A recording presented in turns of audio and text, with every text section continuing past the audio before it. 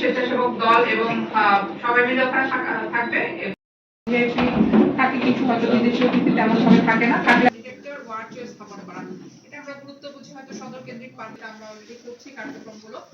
সাম্প্রদায়িক সম্প্রীতি রক্ষায় বিভিন্ন ব্যবস্থা করা এবং সেই সাথে আমাদের সাথে যোগাযোগ সেটা অব্যাহত রাখবেন। আমাদের ফোকাল পয়েন্ট থাকে নির্মাণ স্থানের নিরাপত্তা নিশ্চিত করা এবং নির্মাণ স্থলে সিসিটিভি ক্যামেরা স্থাপন ও পূজা চলাকালে এবং বিসর্জনকালে শব্দযন্ত্রের ব্যবহার সীমিত রাখা।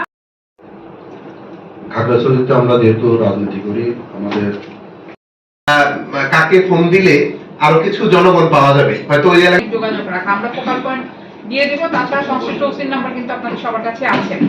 আইনের জন্য তো মানুষ না, তাই না? মানুষের জন্য আইন। তো এই পূজা উদযাপন করতে